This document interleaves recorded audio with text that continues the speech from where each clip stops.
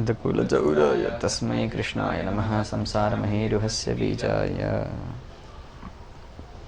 अब देखिए, अब कारिकावली का जो मंगलाचरण है उसका अध्ययन अभी हम कर रहे हैं। पहले मंगल सिद्ध है किए, ठीक है, मंगलाचरण करना चाहिए, मंगल निष्फल नहीं है, ये सब प्रतिपादन किए। उसके बाद हम आ रहे अभी मंगलाचरण का व्याख्यान में। तो तस्मै कृष्णाय नमः संसारमहीरुहस्य बीजाय, इसका व्याख्यान हो चुका है जैसे लग रहा है, न भी हो तब भी दिनकरिकार सब बताएंगे।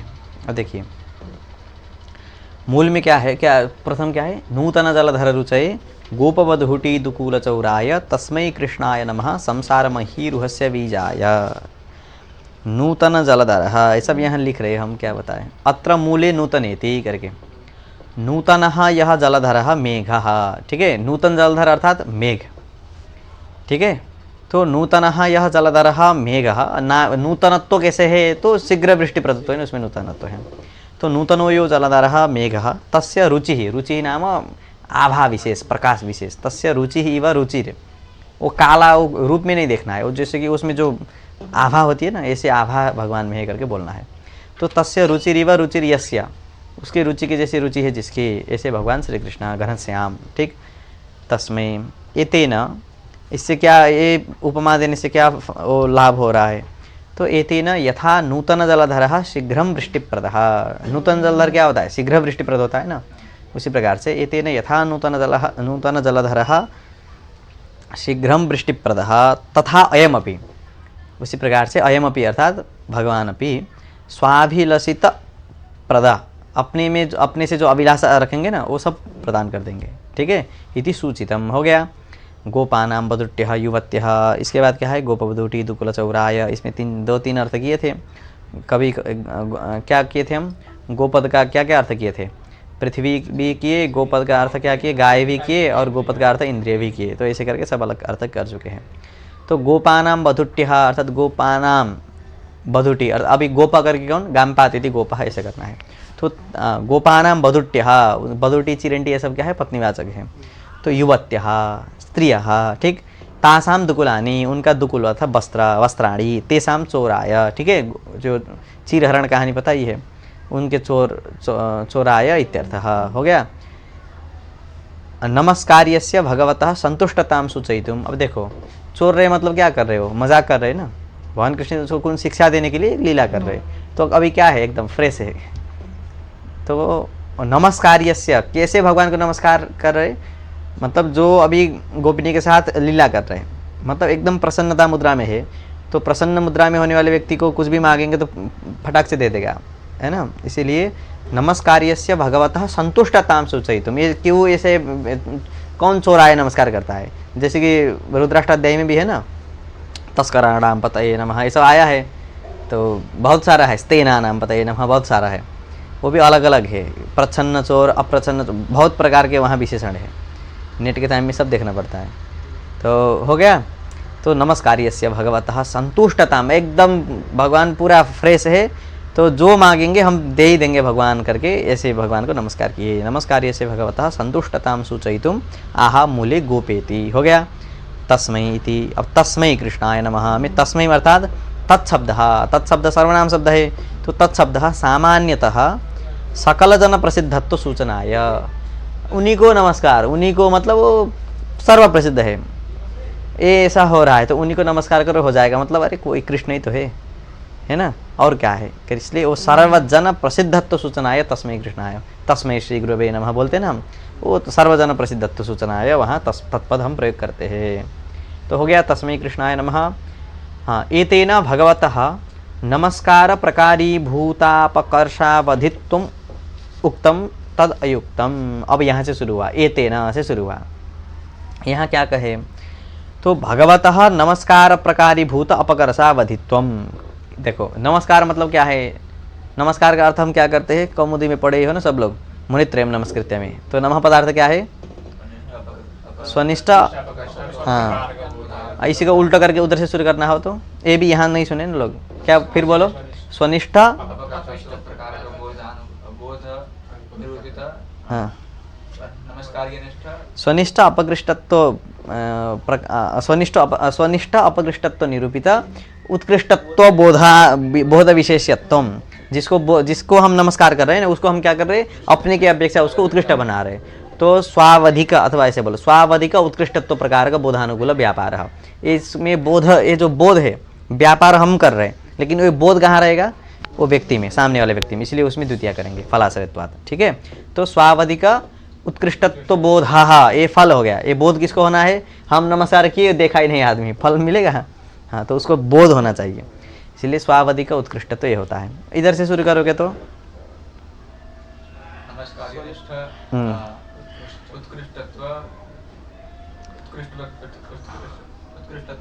तादृश तादृश जो बोध है, जिसको बोध हो रहा है, उसको क्या बोध हो रहा है, स्वावधिक अपकृष्ट अयम करके बोध हो रहा है। हमको अपने से उत्कृष्ट हो रहा है, तो उसको मेरे से अनुत्कृष्ट, यही नहीं बोध हो रहा है। हाँ, यही लिख रहा। अब इसका ये पंक्ति का इसलिए हम उल्टा की, देखो एतेन भगवतः अवधित्वम उत्तम।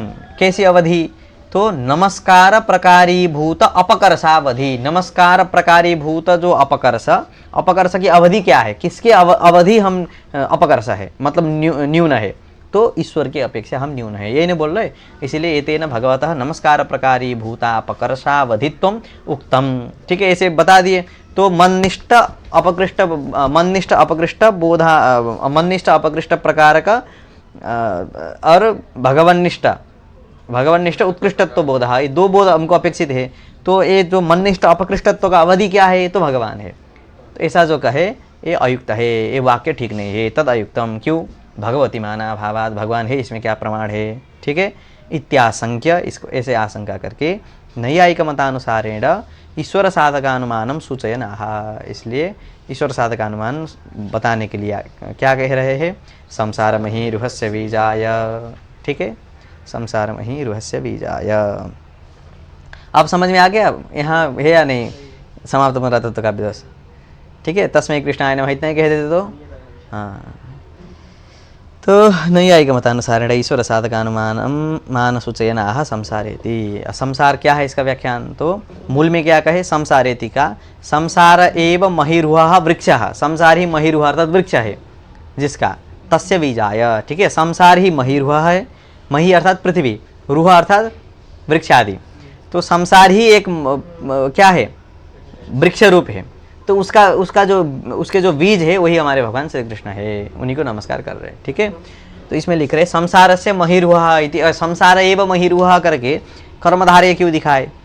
तो संसार महिरुह करके क्या बोध होता, संसार से महिरुह ये भी बोध हो सकता था, षष्ठी तत्पुरुष। संसार से महिरुह, संसार के कोई वृक्ष विशेष, वो वृक्ष का बीज जो हमारे हाथ में लगेगा उसको थोड़ी नहीं ईश्वर मानेंगे, वो तो नहीं ना है। भले ही सबके बीज है तो उसका भी बीज है, लेकिन उसका बीज करके जो हम अभी लोक प्रसिद्ध जो बीज है उसको प्रणाम करने लगेंगे तो बिगड़ जाएगा ना। इसीलिए संसार से महिरुह ये बोध न हो, अपितु संसार एव महिरुह ये बोध हो। इसलिए मुक्तावलीकार ने व्याख्यान किया। ठीक है, संसार से महिरुह इति षष्ठी तत्पुरुष भ्रांतिम व्यावर्तयितुम कर्मधारयमाह मुक्तावल्याम संसार एवेति हो गया। अब किम नाम बीजत्वम, इसके लिए रामरुद्र देखना ही होगा तुम लोग को, तो बहुत प्रपंच किए है उसमें। समवायी कारणत्वम अथवा समवायी कारणकत्वम क्या क्या है, बहुत है। ठीक है, कोई वाक्यार्थ में बोलोगे तो उसको तैयार करा देंगे। तो बीजत्वम नाम समवायी कारणत्वम, किम नाम बीजत्वम, तो समवायी कारणत्वम। ठीक है, बीज वस्तुतः हम समवायी कारण को कहते हैं। कैसे, अब एक चीज़ है, देखो सत्कार्यवाद असत्कार्यवाद बहुत सारे बात सुने हो, है ना। बीज के नाश से अंगूर की उत्पत्ति, अंगूर के नाश से फिर वृक्ष आदि जो सार्वभाव जो हम बोलते हैं वो सबकी उत्पत्ति होती है। लेकिन जब घटोत्पत्ति होती है तब वहाँ कपाल का नाश होता है, और पटोत्पत्ति में तंतु का नाश होता है, नहीं होता है। तो बीज कैसे बताए इनको, बीजम समवायी कारणम, ये अलग प्रपंच है। ठीक है, इसलिए रामरुद्र ही एक गति है, अभी यहाँ अपेक्षित नहीं है, इसलिए वो इतना होगा तो अपने से देख लेना। इसलिए बीजम अर्थात समवायी कारणम बोलेंगे तो करते करते जाएंगे तो परमाणु तक पहुँचेंगे। अथवा कुछ बता दे, थोड़ा सा बता दे ना, मुक्त को दे दो पुस्तक।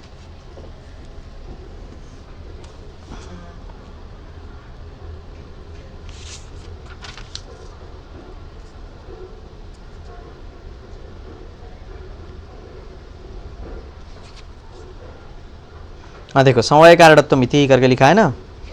हाँ वृक्षादि समवायी कारण एव वृक्षादेर बीजत्व व्यवहारादिति भावः। ठीक है, वृक्षादि समवायी कारण एव वृक्षादि के जो समवायी कारण है उसी को हम क्या करते हैं, वृक्ष का बीज करके व्यवहार करते हैं।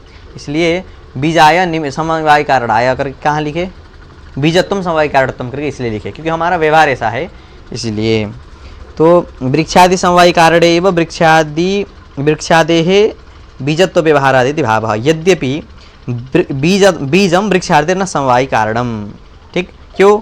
क्योंकि बीजनाशानंतरमेव तदवयवैः अंकुरारंभात्। समझे, बता चुके हैं, क्योंकि बीज नाश होने के बाद ही ना अंकुर की उत्पत्ति होती है। इसलिए हमारे यहाँ कारण नाश होकर कार्य की उत्पत्ति हम नहीं कहते हैं। इसलिए बीजनाशानंतरमेव तदवयवैः अंकुरारंभात्। तथापि समवायी कारणत्वमत्र समवायी कारणावयवकत्वमेव। समवायी कारणावयवकत्वम, समवायी कारण अवयवकत्वम। अब देखो एक चीज़ पता है, वो प्रत्यक्ष खंड में पढ़े होगे कि पाषाण में गंध का अनुभव नहीं होता है तो उसको कैसे माना जाए। तो इसमें क्या कहे थे, हाँ पाषाण यद्रव्यम यद्रव्यदम सजन्यम तत्तदुपादानोपादेयम इति, ये सब आया था ना। इसलिए पाषाण के जो गंध भस्म है, मतलब धूल जो है, मान तो सिमट है, उसमें तो गंध आता है ना, तो उसमें गंध है तो तद उस मतलब उसका समवायी कारण कौन है, भस्म का समवायी कारण परमाणु। वो परमाणु से फिर क्या उत्पन्न होता है, उसी के परमाणु से उत्पन्न होने वाला पाषाण है। तो इसमें उपलब्धमान है तो उससे बना हुआ जो, उसी परमाणु से बना हुआ जो पाषाण है उसमें भी गंध है। इसी प्रकार से यहाँ भी यही करना है कि बीज नाश भले ही हो जाए लेकिन बीज के अंदर भी तो परमाणु है। वो परमाणु एक ही है ना, अंकुर में रहने वाले हो, बीज में रहने वाले हो, वृक्ष में रहने एक ही है। तो समवाय कारण अवयव कौन हो गए, परमाणु। तत् अवयवकत्वम कहाँ है, बीज में है, इसलिए उसको समवाय कारण कहना है।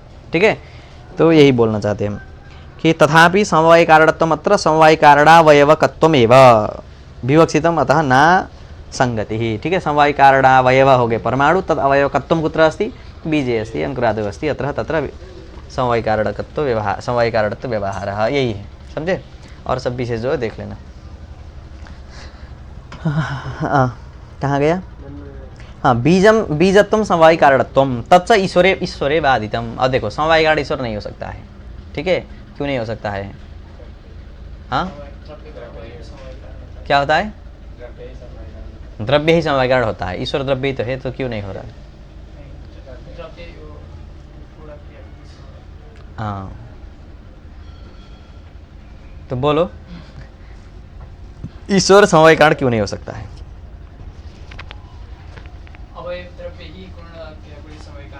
अवयव द्रव्य ही समवाय कारण होता है। वाह, आकाश किसका अवयव है जो समवाय कारण है शब्द का, नहीं है। तुम्हारा जो गुण और क्रिया के प्रति अवयव द्रव्य ही समवाय कारण होता है, ये बात सही नहीं है। क्यों, क्योंकि गुण और क्रिया के प्रति, मान लो गुण हो गया कौन सा, शब्द गुण, उसका समवाय कारण कौन है, आकाश है, वो तो अवयव द्रव्य है नहीं, है ना।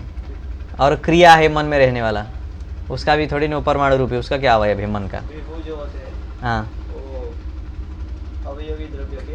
हाँ। इतना सब मत सुनो, एक देखो क्या सोचना है, ईश्वर समवाय कारण होगा तो किसका समवाय कारण होगा, ये सोचो सबसे पहले। किसका होगा, द्रव्य का हो सकता है, द्रव्य का नहीं हो सकता है, क्योंकि उसमें कोई समवाय संबंध से द्रव्य थोड़ी ना उत्पन्न होता है। अवयव द्रव्य में ही अवयवी द्रव्य रहते हैं, विभू द्रव्य में कोई भी द्रव्यांतर की उत्पत्ति नहीं होती है। ठीक है, ये बोलना है। विभू द्रव्य जो होता है उसमें द्रव्यांतर की उत्पत्ति होती है। आकाश काल दिग आत्मा कहाँ होता है, कहाँ होता है, तो अवयव द्रव्य में। जैसे परमाणु किसी का अवयव है, द्वैणु का अवयव है, तो अवयव द्रव्य में ही द्रव्यांतर की उत्पत्ति होती है। इसलिए यहाँ तो कोई द्रव्यांतर की उत्पत्ति होनी नहीं है, तो ये क्या है, विभू द्रव्य है। तो विभू द्रव्य होने के कारण उसमें क्या नहीं हो सकती है, समवाय संबंध से कोई द्रव्यांतर की उत्पत्ति नहीं हो सकती है। ठीक है, तो वो फिर वो अवयव द्रव्य नहीं है, इसमें क्या प्रमाण है, विभुत्वाद। ठीक है, और वो अवयव द्रव्य नहीं है, मतलब आत्मा ईश्वर अवयव द्रव्य नहीं है, इसमें क्या प्रमाण है, विभु होने के कारण। ठीक है, और अवयवी द्रव्य क्यों नहीं है, हाँ हाँ, ईश्वर अवयवी क्यों नहीं है, हाँ हाँ, ईश्वर अवयवी द्रव्य नहीं है, इसमें एक उपयुक्त हेतु बोलो, ईश्वर अवयवी द्रव्य नहीं है। नित्यत्वाद बोलो, अवयवी कोई नित्य होता है क्या?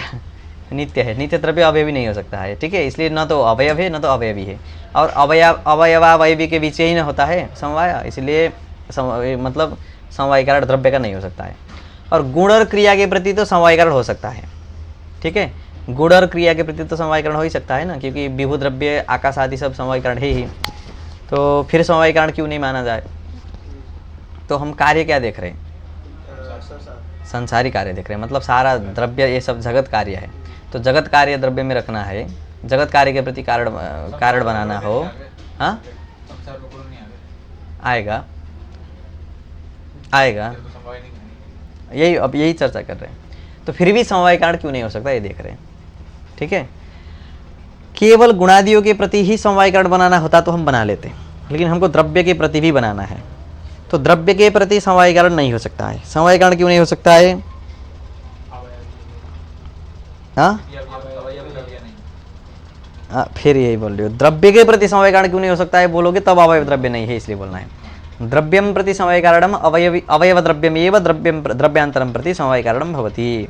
ये तो अवयव द्रव्य नहीं है, अवयव द्रव्य नहीं है, ठीक है। अवयव द्रव्य क्यों नहीं है? क्योंकि इसका कोई अवयवी नहीं है। अवयवी क्यों नहीं है? विभुत्वाद, ठीक है। विभु है तो क्या कहाँ से अवयवी अवयव होगा, ठीक है। इसीलिए अब देखो, द्रव्य गुण क्रिया सबके प्रति यदि कारण बनाना हो तो अवयव समवायी कारण तो नहीं ना हो सकता है, नहीं हो सकता है। तो देखो अब असमवायी कारण हो सकता है, क्यों? हेतु हाँ ईश्वर न असमवायी कारणम डट डट हेतु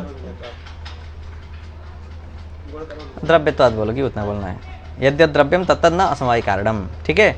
तो द्रव्य होने के कारण असमवायी कारण भी नहीं हो सकता है, जाओ नहीं हो सकता है, ठीक है। इसीलिए न तो समवायी कारण हो सकता है न तो असमवायी कारण हो सकता है। इसलिए समवायी कारण भिन्नत्वे सति असमवायी कारण भिन्नत्वे सति कारणत्वं कस्य लक्षणम? निमित्त कारण से लक्षणम। इसलिए बीजत्वम समवायी कारणत्वम तत्स ईश्वरे बाधितम अतः निमित्त कारणाय इत्यर्थः, इसलिए निमित्त कारण लिखे, ठीक है। क्रम ठक ठक एकदम बिठा लेना। ये भी हो गया। एतेन ईश्वरे प्रमाण विदर्शितम भवति, ठीक है। एतेन नाम वो मंगलाचरण में जो नमस्कार किए ना, ओ नमस्कार विशेषत्व ईश्वर से प्रतिपादनात्। अब ईश्वर नहीं होता तो नमस्कार किसको करते हैं? इसलिए एतेन ईश्वरीय प्रमाणम विदर्शितम भवति। अब देखो प्रमाण कौन सा है? प्रत्यक्ष है तो भी नहीं, इसमें का दिनकरी पढ़ना होगा।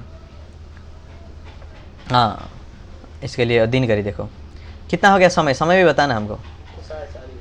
हाँ ननु ईश्वर नमस्कार रूपम मंगलाचरणम अयुक्तम, ठीक है। ईश्वर नमस्कारात्मक जो मंगलाचरण है ये अयुक्त है। क्यों? ईश्वरे माना भावाद, ईश्वर में कोई प्रमाण नहीं है, ठीक है। ठीक है आप कौन सा प्रमाण दोगे? आप तो चार ही प्रमाण मानते हो, तो चारों प्रमाण से ईश्वर सिद्ध नहीं हो सकता है। नहीं तत्र प्रत्यक्षम प्रमाणम, ठीक है। प्रत्यक्ष प्रमाण नहीं हो सकता है, वो भी क्यों? अरूपी द्रव्यत्वेन बाह्य प्रत्यक्ष विषयत्वात्। प्रत्यक्ष दो प्रकार का है, एक बाह्य प्रत्यक्ष एक आभ्यंतर प्रत्यक्ष। अब बाह्य प्रत्यक्ष निषेध कर रहे, कैसे? हाँ मानस। तो बाह्य प्रत्यक्ष क्यों नहीं हो सकता है? तो अरूपी द्रव्यत्वेन, ठीक है। बाह्य प्रत्यक्ष बाह्य बहिरिंद्रियजन्य प्रत्यक्षम प्रति रूपम कारणम, ठीक है। प्राचीन के मत में, नवीन के मत में रूपम स्पर्शाच कारणम, ठीक है। बहिरिंद्रिय चक्षुरिंद्रियजन्य प्रत्यक्षम प्रति रूपम कारणम, त्वगिंद्रियजन्य प्रत्यक्षम प्रति स्पर्शः कारणम।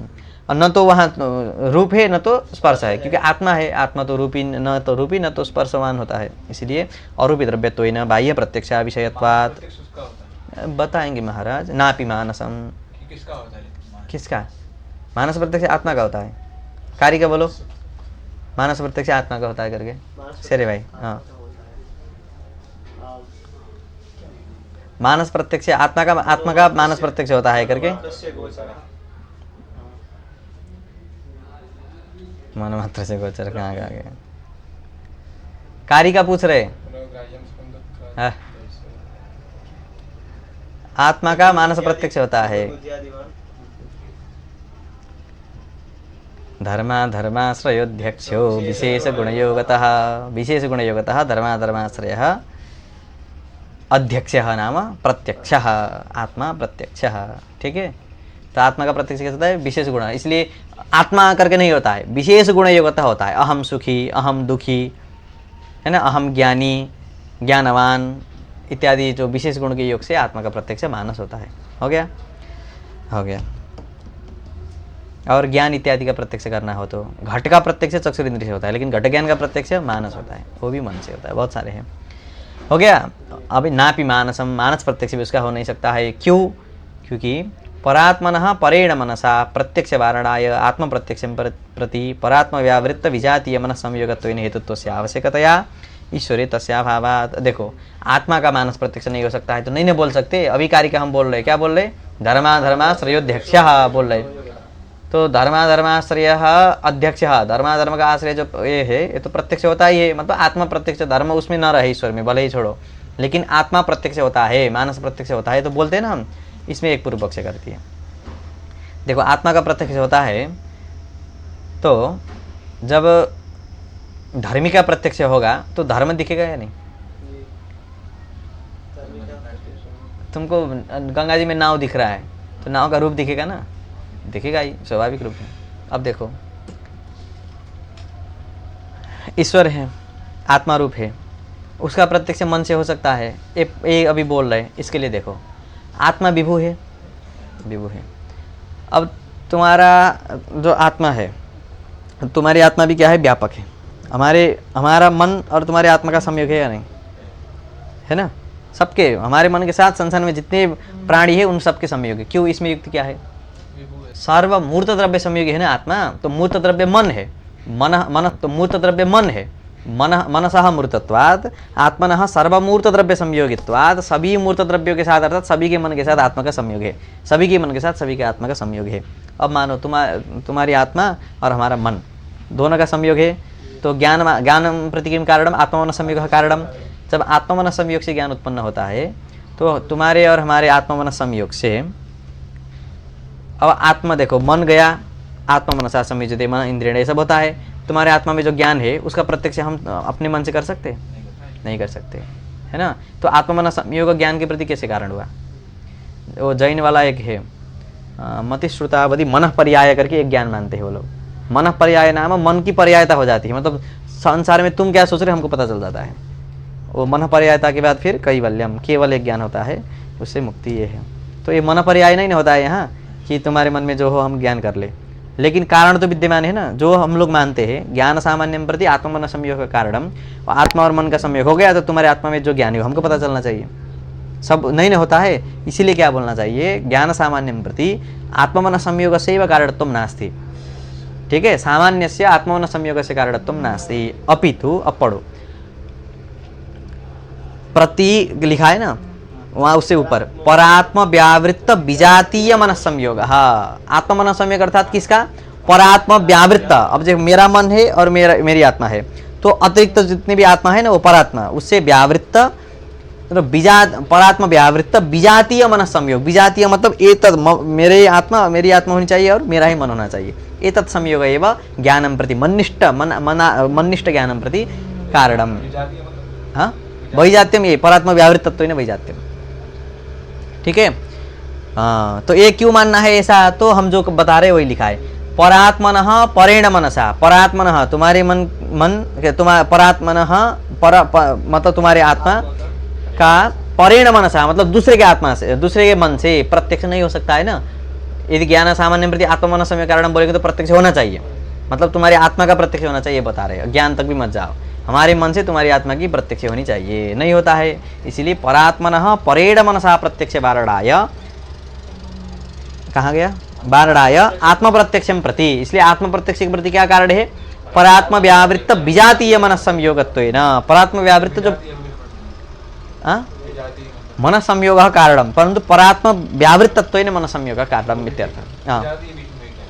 परात्म वैजात्यम नाम की मात्र परात्म व्यावृत्तत्वमेव वैजात्यम, समझे? हाँ, तो परात्म व्यावृत्त करेंगे तो देखो मन संयोग परात्मा अनंत आत्मा हो जाएंगे ना, उसमें अनंत कार्यकारणवा बन लगेंगे। इसलिए क्या करना है? परात्म व्यावृत्त या विजातीयम आत्म मन संयोग, हाँ ऐसे बोलना है। ठीक है, परात्म व्यावृत्त यह विजातीय बोलेंगे तो क्या वही एक ही ना हुआ? हाँ, तो परात्म व्यावृत्त विजातीय मन संयोगत्वेन हेतुत्व से आवश्यकतया ईश्वरे तस्या भावात्। हो गया, ईश्वर में वो है, ईश्वर में परात्म व्यावृत्त विजातीय आत्मन संयोग है। ये समझो आत्म प्रत्यक्षम प्रति विजातीय आत्मन संयोग कारणम वैजात्यम के निरूपेण परात्म व्यावृत्तत्वेन, ऐसे करके। ठीक है। और कोई है रामृति में कुछ लिखा है? हो गया। हाँ, इसलिए देखो अब मानस प्रत्यक्ष भी नहीं हो सकता है, बाह्य प्रत्यक्ष भी नहीं हो सकता है। नाप्य अनुमानम, और दूसरा प्रमाण है आपका अनुमान, वो भी नहीं हो सकता। क्यों? लिंगा भावाद। क्या है लिंग? हेतु क्या है? कुछ है? अब आत्मा में रहने वाला हेतु एक बताओ सामान्य। ये इसमें ज़्यादा फोकस क्यों नहीं करना है? क्योंकि लिंग दे रहे हैं ना, पूर्व पक्षी थोड़ा सा बोला है तो सुनना है इसमें, ठीक है। लिंग नहीं है मतलब कोई हेतु नहीं है। हेतु देखो, पर्वतो अनुमान धूमात में धूम पर्वत दिखता है तब ना धूम दिखता है। पर्वत बिना धूम का प्रत्यक्ष होता है? तो धर्म ही नहीं है तुम्हारा, दिखता नहीं है, प्रत्यक्ष से धर्म ही ग्रहण नहीं होता है, तो धर्म का कैसे ज्ञान हो सकता है? ये एक धूली प्रक्षेप वाली युक्ति है, ये सर्वत्र कारण नहीं है। परमाणुवादी नहीं दिखते फिर भी वहाँ कोई हम लिंग बता सकते हैं। इसीलिए एक आपाततः नाप्य अनुमानम लिंगा भावात, ठीक। अब फिर बोलेंगे उपमान तो हो ही नहीं सकता है। जैसे देखो, जहाँ अनुमान नहीं हो सकता है वहाँ उपमान तो सोचना ही नहीं है। क्यों? उसमें बोलना हो तो हम क्या पढ़ते थे बचपन में? सादृश्य ज्ञान अभावात ईश्वर सदृश्य से कस्यचन अभावात, ऐसे पढ़ते थे। तो ईश्वर के सदृश कोई है? एक ही है ना, न तस्य प्रतिमा विद्यते। क्या है? श्रुति है ना, वेद है। न तस्य प्रतिमा अस्ति यस्य मह, क्या है शेरे भाई? वेद नहीं पढ़े हो? क्या है? न तस्य प्रतिमा यस्य महद्यसः हिरण्यगर्भ इत्येकमामा हि कुंसी, कुछ है ना। न तस्य प्रतिमा अस्ति यस्य नाम महद्यसः हिरण्यगर्भ इत्येकमामा हि कुंसी, ऐसे कुछ है, पता नहीं, जहाँ जो भी हो। तो न तस्य प्रतिमा, प्रतिमा का अर्थ क्या है वहाँ? उपमा है। इसका एक खंडन की है हमारे करपति स्वामी जी, उनका एक है वेदार्थ पारिजात करके पुस्तक। तो वहाँ क्या किए, ईश्वर की मूर्ति नहीं होती है करके क्या दिए? न तस्य प्रतिमा अस्ति। इसमें मूर्ति पूजा का खंडन में ये श्रुति को अवतरण किए। वेदार्थ पारिजात कहीं भी मिलेगा, बहुत बड़ा है, 2 खंड में है। तो वहाँ मूर्ति खंडनम है। तो हाँ, मूर्ति का खंडन जो करते हैं ना, मूर्ति पूजन का खंडन न तस्य प्रतिमा अस्ति करके खंडन किए। तो उसके बाद में एकदम बहुत युक्ति थे, हम बोल गए। तो न तस्य प्रतिमा अस्ति करके ईश्वर की पूर्ण नहीं होती है करके खंडन किए, भूल गए। तो बाद में कुछ पूछने के समय वहाँ प्रतिमा का अर्थ क्या किए? कहीं उपमा किए, ठीक है। प्रतिमा शब्द का अर्थ क्या है वहाँ? उपमा, अर्थात ईश्वर सदृश कोई नहीं है, ये प्रतिमा शब्द का अर्थ वहाँ है। हो गया। तो न च द्यावा भूमि जनयन इत्यादि श्रुतिरेव प्रमाणम, ठीक है। द्यावा भूमि जनयन है ना, ये द्यावा भूमि जितनी भी है ना सब, ये सबका जनयन किसने? कर्ता कौन है? तो इसका सबका जनक कौन है? वही ईश्वर है। तो बोल रहे हैं ना, तो द्यावा भूमि जनयन इत्यादि श्रुतिरेव प्रमाणम, श्रुति ही प्रमाण है। तो बोलेंगे क्या है वैशेषिक सूत्र? आमना यस्य प्रामाण्यम, क्या है? तदुच्चरितत्वात् आमना यस्य प्रामाण्यम, क्या है? तदधीनत्वाद आमना यस्य प्रामाण्यम अथवा तदुच्चरितत्वात्, ऐसे कुछ है वैशेषिक सूत्र। मतलब ईश्वर के उच्चारण के कारण ही आमना यस्य नाम श्रुति है प्रामाण्यम, ठीक है। अब ईश्वर में ही संदिग्ध हो रहा है तो ईश्वरोच्चरित श्रुति में जाके क्या बोलना है? श्रुति नाम ईश्वरोच्चरितत्वेन, ठीक है। श्रुति क्या है? ईश्वरोच्चरितत्वेन प्रामाण्य है। प्रामाण्याद ईश्वर संदेह है। अब देखो, अब ईश्वर प्रामाण्याधीन प्रामाण्य किसका है? श्रुति प्रामाण्य है। अब ईश्वर में संदेह है तो तत्संदेहाद श्रुतेरपि संदिग्धत्वम, ठीक है। तो प्रामाण्याद ईश्वर संदेह है, श्रुति प्रामाण्यस्यापि संदिग्धत्वाद, अतः श्रुति भी नहीं हो सकती है अब। हाँ, अतः एतेन, ठीक है।